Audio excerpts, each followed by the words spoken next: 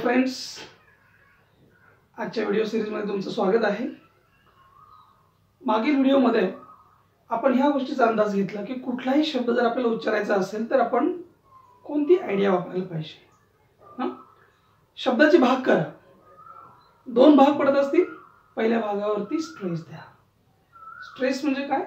तेवढा भाग थोडा जास्त स्पष्ट, जास्त ठळक आणि थोडंसं जास्त जोरात म्हणा। स्ट्रेस दिल्याने काय होतं, तो शब्द किंवा त्या शब्दातला तो महत्त्वाचा भाग जास्त ठळक कळतो आपल्याला। आज आपण थोडं पुढे जाऊयात। आज आपण जाऊयात वर्ब्स कडे। वर्ब म्हणजे काय?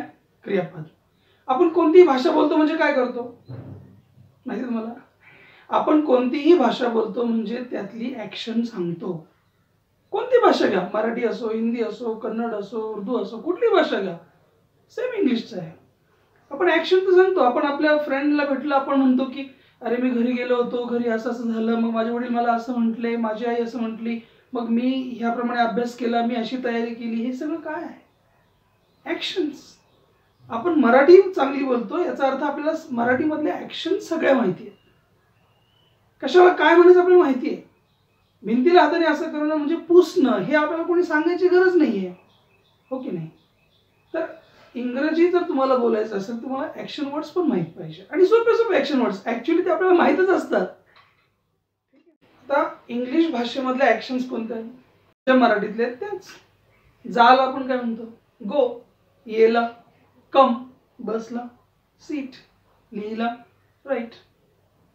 याच ॲक्शन्स आपल्याला म्हणायचे आहेत। आणि आपण दररोजच्या आयुष्यामध्ये तर कुठलं जास्त वेगळं बोलतो, परंतु लक्षात घेण्यासारखी गोष्ट काय ती समजून घ्या। काल आपण असं बघितलं की इंग्लिश माणसांच्या सवयी बघताना आपल्या असं लक्षात आलं की इंग्लिश माणसं एखादा शब्द उच्चारताना त्याचे तुकडे करतात आणि एक भाग जास्त स्पष्ट बोलतात। ॲक्शन वर्डच्या बाबतीतही आपल्याला तेच करायचं आहे, परंतु थोडंसं चेंज करायचं आहे। आपण काल काय बघितलं? पहिला भाग जोरात बोलायचं, राईट ना? इथे आपल्याला दुसरा भाग जोरात बोलायचा आहे। कोणत्याही ॲक्शन वर्डचे जर दोन तुकडे पडत असतील तर त्याचा दुसरा भाग जोरात म्हणा, तिथे स्ट्रेस द्या। ही इंग्लिश मधली महत्त्वाची गोष्ट आहे। खूप जणांना माहीतच नसते। एक वर्ड घ्या, कुठला पण एखादा वर्ड घ्या। सपोज एक वर्ड आहे कंटेन, ठीक आहे? स्पेलिंग काय याचं? CONTAIN, content. तर ह्या वर्डला म्हणताना आपण काय करायला पाहिजे?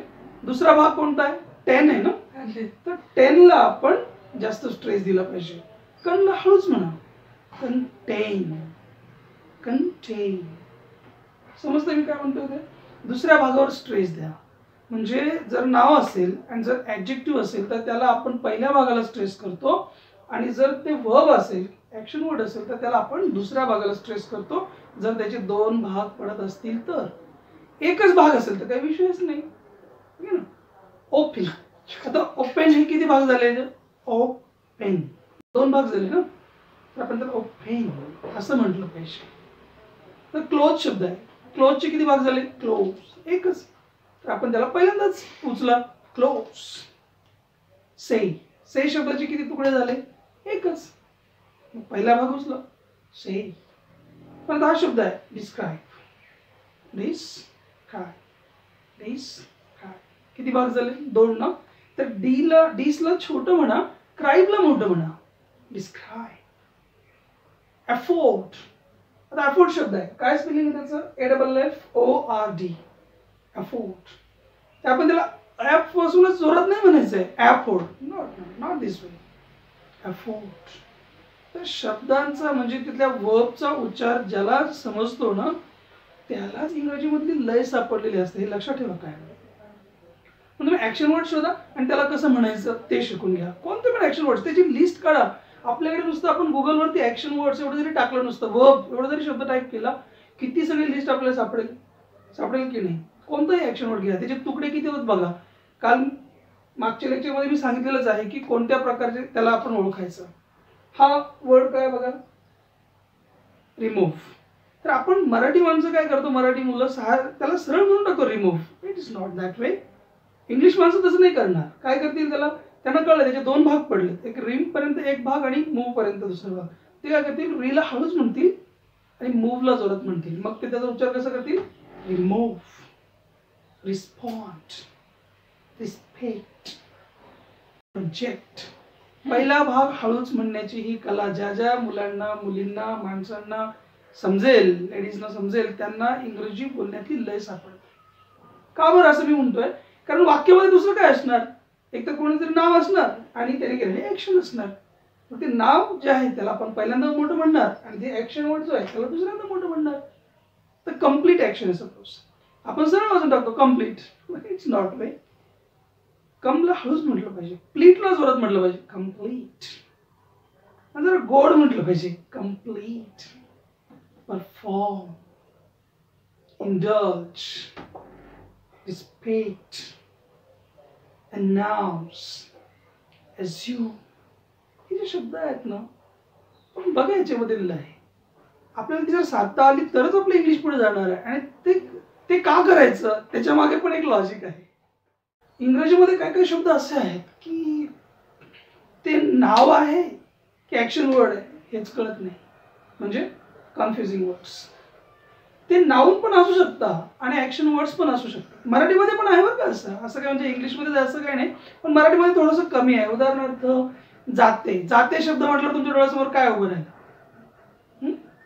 आपलं एक दळायचं पण जातं असतं, त्याला पण आपण जाते म्हणतो. आणि एखादी मुलगी जात असेल पण ती पण मी जाते, राईट ना? मग जाते काय, नाव पण आहे, आणि जाते काय आहे, ऍक्शन पण आहे की नाही? सेम त्याच प्रकारे इंग्लिशमध्ये पण असे खूप सगळे शब्द आहेत जे नाव पण आहेत आणि ऍक्शन वर्ड्स पण आहेत. ठीक आहे, पण मराठीत त्यांचं थोडंसं प्रमाण कमी आहे. इंग्लिशमध्ये मात्र प्रचंड आहे. मग इंग्लिश माणसं खूप सावध आहेत. आपल्या मराठी माणसाला काही फरक पडत नाही, त्यांनी फक्त जातं म्हटलं की त्याला बरोबर कळतं. परंतु इंग्लिश माणसं खूप सावध आहेत. त्यांनी काय केलं, कोणाच्याही बाबतीत असं कन्फ्युजन होऊ नये म्हणून त्यांनी काय केलं, ही एक छोटीशी अशी लक्ष्मण रेखा आखून घेतली. काय की हा शब्द नाउन आणि ऍक्शन वर्ड्स मध्ये सारखा दिसतोय ना, मग आपण एक काम करूया. काय, जेव्हा त्याला नाउन ह्या अर्थाने तुम्हाला वापरायचं, जेव्हा त्याला नाव ह्या नावाने अर्थाने तुम्हाला वापरायचंय ना, त्यावेळेला त्याला पहिला भाग त्याला जोरात म्हणत जाऊयात. आणि जेव्हा त्याला ऍक्शन वर्ड म्हणून वापरायचं असलं तेव्हा आपण त्याचा सेकंड भाग उचलूयात. छान आहे ना, हुशार आहेत इंग्लिश माणसं. आता एक शब्द, एक उदाहरण बघू. हा शब्द काय, आता तुम्ही जसं वाचाल तसं त्याचा अर्थ निघणार. ठीक आहे, बऱ्याच जणांना माहित असतो, बऱ्याच जणांना माहित पण नसतं, म्हणून आपण काही शब्दांच्या उदाहरणांनी बघूया. ठीक आहे, ओळखीचा शब्द आहे ना आपला डेझर्ट तसा, पण नीट समजून घ्या मी काय म्हणतोय ते. जेव्हा तुम्ही ह्याच्या पहिल्या भागावरती स्ट्रेस करता आणि तुम्ही त्याला डेझर्ट असं म्हणता किंवा डेझर्ट डेझर्ट डेझर्ट असं म्हणता ना, तेव्हा ते वाळवंट होतं है ना. डेझर्ट म्हणजे वाळवंट आपल्याला माहिती आहे. पण जेव्हा तुम्ही तो पहिला भाग छोटा म्हणाल आणि पुढच्या भागाला उचलाल ना, जेव्हा तुम्ही त्याला असं म्हणाल डेझर्ट डेझर्ट, त्यावेळेला त्याचा अर्थ बदलून गेला, ती ऍक्शन झाली. एखादी गोष्ट बाजूला टाकून देणे, अबेंडन करणे एखाद्या गोष्टीला, त्याला म्हणतात डेझर्ट. तुम्हाला समजते गोष्ट की एकच शब्द नाव असतो तेव्हा त्याचा वेगळा अर्थ असू शकतो, आणि तो शब्द वर्ब असेल, ऍक्शन वर्ड असेल तेव्हा त्याला त्याचा वेगळा अर्थ असू शकतो. मग इंग्लिश मध्ये हुशार आहेत की नाही, की त्यांनी ते क्लिअर करून दिलं आपल्याला. म्हणून आपल्याला ही भाषा शिकणं सोपी आहे, की आपल्याला तो शब्द कोणत्या अर्थाने वापरायचा आहे ते आपल्याला कळलं पाहिजे. आता हा एक शब्द बघा, काय शब्द आहे हा, OBJECT, ऑब्जेक्ट. आपण त्याला नेहमी ऑब्जेक्ट म्हणतो. इंग्लिश माणसं सावध आहे. आता ऑब्जेक्टचे दोन अर्थ आहेत, एक तर काय कोणावर तरी ऑब्जेक्शन घेणं किंवा एखादं ऑब्जेक्ट है ना.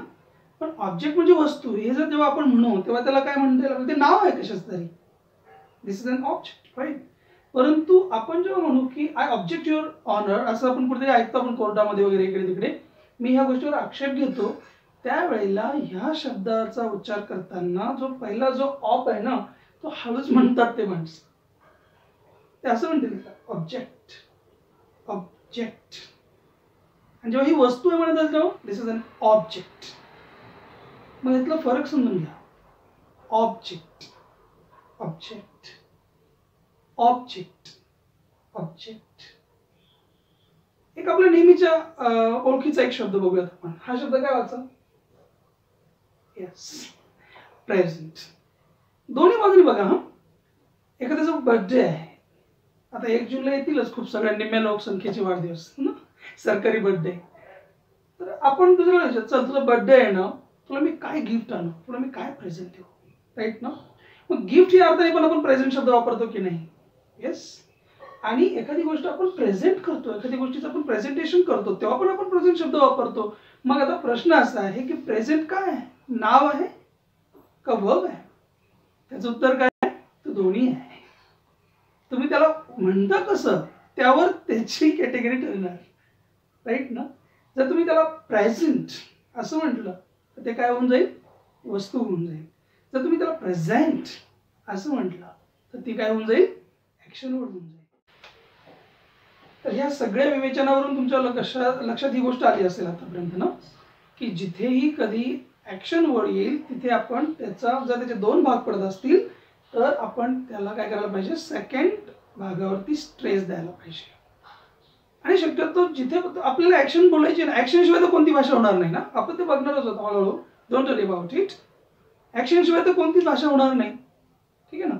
परंतु मी जो ऍक्शन वर्ड वापरतो आहे, आता फॉरगेट शब्द आहे, ठीक आहे, तुम्हाला म्हणायचं मी विसरलो, फॉरगॉट, तर तुमच्या लक्षात राहायला पाहिजे अरे मला फॉरगॉट शब्द म्हणायचा आहे, पण ना फॉरगॉटला दोन तुकड्यामध्ये त्याचं विभाजन होत आहे. तर मी काय करणार आहे, फरला हळूच म्हणणार आहे, गॉटला जोरात म्हणणार आहे, फॉरगॉट. आत्तापासून सवय लावा, डोंट वरी अबाउट इट.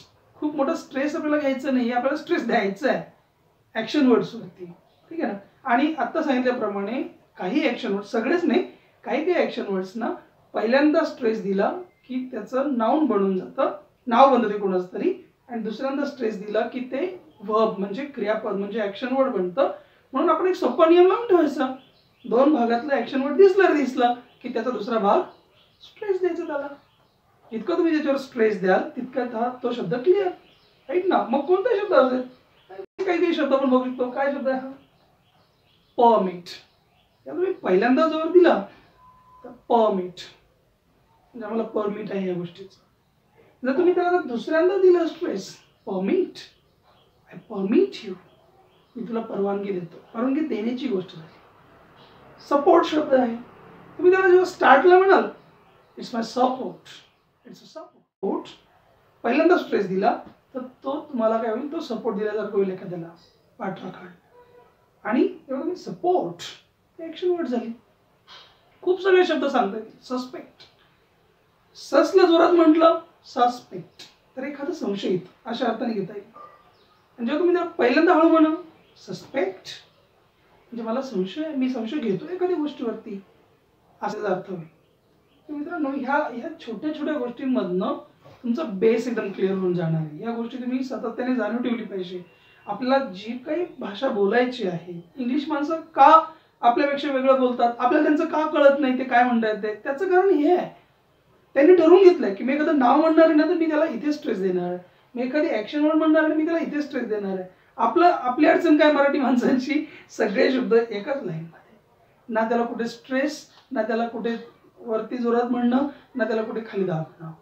आणखी भरपूर छान छान सवयी आहेत इंग्लिश माणसांच्या. मला खात्री आहे आपण ह्या सवयी बाळगूयात, आपल्यामध्ये घेऊयात आपण या सवयी, आणि आपली ही भाषा त्यांच्यासारखीच, आपण नाही त्यांच्यासारखी किमान, पण आपल्याला किमान कॉन्फिडन्स येईल इतकी भाषा तर आपण चांगली करू शकतो की नाही. डेफिनेटली वी कॅन डू दिस. आपण ठरवून ही गोष्ट करू शकतो. हळूहळू काय करूयात, पुढच्या पण सगळ्या टप्प्यांवरती एक एक सवय आपण त्यांची अडॉप्ट करूयात, आपण घेऊयात, आणि ह्या हिशोबाने आपण आपली भाषा मस्तपैकी सुधारून घेऊ शकतो, ठीक आहे ना. तर भेटूयात आपण नेक्स्ट लेक्चरमध्ये.